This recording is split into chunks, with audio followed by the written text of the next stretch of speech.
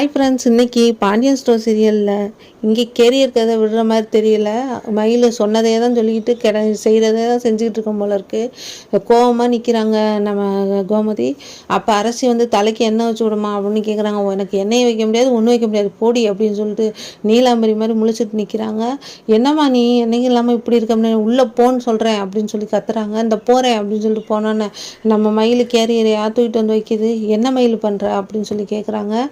அதுக்கு கோமதிகிட்ட சொல்கிறாங்க, மயில் நான் என்னத்த பண்ண போகிறேன், கேரியரில் சாப்பாடு எடுத்துகிட்டு கிளம்பிட்டேன் அவங்களுக்கும் மாமாவுக்கும் அப்படின்னு.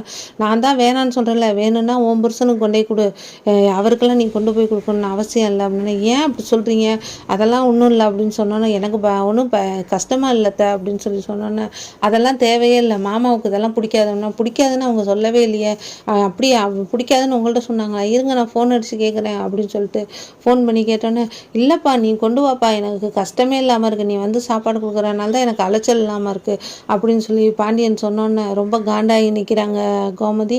சரித்த ஆட்டோ வெயிட் பண்ணுது நான் போகிறேன் அப்படின்னு சொல்லிட்டு கிளம்பி போகிறேன். இவளை அடக்கவே முடியலையே அப்படின்னு தலையில் அடிச்சுக்கிறாங்க கோமதி. அப்புறம் என்ன அவங்க வீட்டுக்கு போகிறாங்க. போனோன்னுமே அங்கே தயிர் சோறை வச்சு அவங்க தங்கச்சி தின்னுக்கிட்டு இந்த சோறு தான் எனக்கு வச்சுக்கிட்டு இருப்பியா, இன்னொன்று அவங்க அப்பா சம்பாதிக்கிறானா அப்படின்னு சொல்லி அவங்க அம்மா கேட்டுக்கிட்டு இருக்கையிலே மயில் போயிடுறாங்க. என்ன மயில் நீ திடீர்னு வீட்டுக்கு வந்திருக்க, உன் வீட்டுக்காரெலாம் எப்படி இருக்காரு, உன் மாமியார் மாமனார்லாம் எப்படி இருக்காங்க எல்லாத்தையும் விசாரிச்சுட்டு, ஆமாம் உன் ஓப்படியாளங்கள்லாம் எப்படி இருக்கிறாங்க, மீனாவும் ராஜியும் தாம்மா ஒன்று சேர்ந்துக்கிறாங்க, என்னை சேர்த்துக்கிறதே இல்லைம்மா அப்படின்னு. அதோட அத்தையும் சேர்ந்துக்கிறாங்க அப்படின்னு. இது என்னடி கூத்தா போச்சு, அவங்களோட நீனும் போய் சேர்ந்துக்க வேண்டியதானே, குழலையும் அரசையும் மாமியாவும் ஒன்றா இருந்தால் சரி, இது என்ன மாற்று கூட்டணியாக இருக்குது அப்படின்னோன்னே என்னை சேர்த்துக்கவே மாட்டேங்கிறாங்கம்மா அப்படின்னா, அப்போனா அதை பிரித்து விட்ரு அப்படின்னோன்னே அவங்க தங்கச்சி திட்டுறா. என்னம்மா இப்படிலாம் அட்வைஸ் பண்ணுறா அக்காவுக்கு அப்படின்னா, அப்புறம் என்னடி நம்மளை எல்லாம் ஒன்றா இருந்தால் எல்லாம் ஒன்றா இருக்கணும், இல்லாட்டி பிரித்து விட்றணும் அப்படின்னு சொல்லி தப்பான அட்வைஸ் எல்லாம் மயிலுக்கு கொடுக்குறாங்க.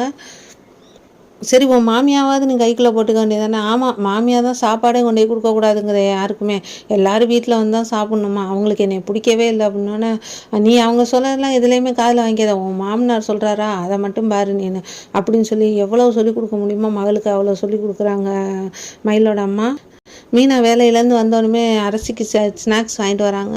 அதை கொடுத்தோடனே என்னத்த இன்னைக்கு வீடு அமைதியாக இருக்குது, மயிலை காணோம் அப்படின்னோன்னு.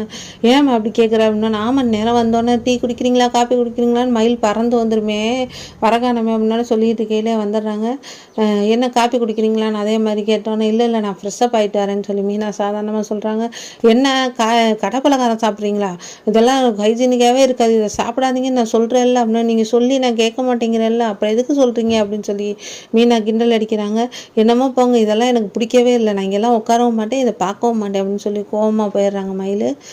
சமைச்சிக்கிட்டு இருக்காங்க கோமதி கிச்சனில். அப்போ போய் நான் சமைக்கிறேன் அப்படின்னு சொல்லி சொன்னோன்னே அதெல்லாம் முடியாது மயில், இனிமேட்டுக்கு நீ சமைக்க வேணாம் நானே சமைச்சிக்கிறேன் அப்படின்னு சொல்லி கோமதி கோவமாக சொல்கிறாங்க.